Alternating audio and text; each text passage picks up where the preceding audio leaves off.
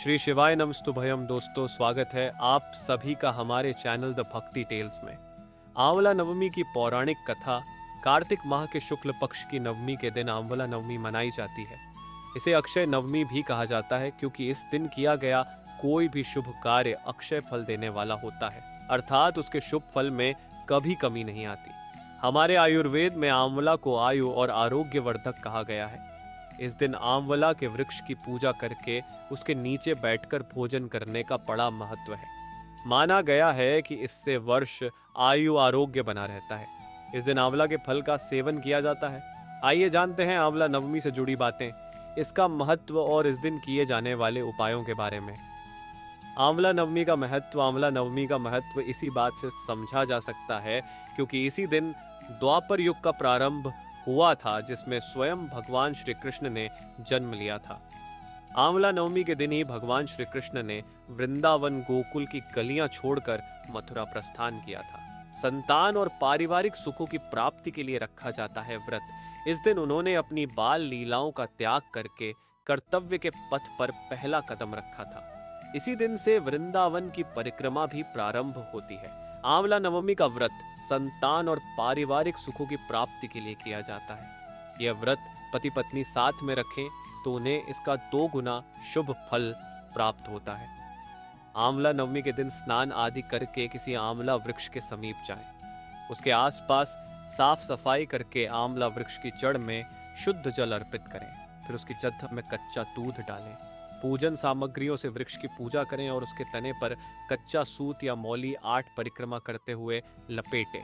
कुछ जगह 108 परिक्रमा भी की जाती है। इसके बाद परिवार के सुख समृद्धि की कामना करके वृक्ष के नीचे ही बैठकर परिवार मित्रों सहित भोजन किया जाता है। आंवला को वेद पुराणों में अत्यंत उपयोगी और पूजनीय कहा गया है। आंवला का संबंध कनकधारा स्तोत्र से भी है। आंवला नवमी और शंकराचार्य की कथा। एक कथा के अनुसार एक बार जगत गुरु आदि शंकराचार्य भिक्षा मांगने एक कुटिया के सामने रुके। वहां एक बूढ़ी औरत रहती थी जो अत्यंत गरीबी और दयनीय स्थिति में थी। शंकराचार्य की आवाज सुनकर वह बूढ़ी औरत बाहर आई। उसके हाथ में एक सूखा आंवला था। वह बोली, महात्मन, मेरे पास इस सूखे आंवले के सिवाय कुछ नहीं है जो आपको भिक्षा में दे सकूं। शंकराचार्य को उसकी स्थिति पर दया आ गई और उन्होंने उसी समय उसकी मदद करने का प्रण लिया। उन्होंने अपनी आंखें बंद की और मंत्र रूपी 22 श्लोक बोले। ये 22 श्लोक कनकधारा स्तोत्र के श्लोक थे। मां लक्ष्मी ने दिव्य दर्शन दिए। इससे प्रसन्न होकर मां लक्ष्मी ने उन्हें दिव्य दर्शन दिए और कहा कि शंकराचार्य, इस औरत ने अपने पूर्व जन्म में कोई भी वस्तु दान नहीं की।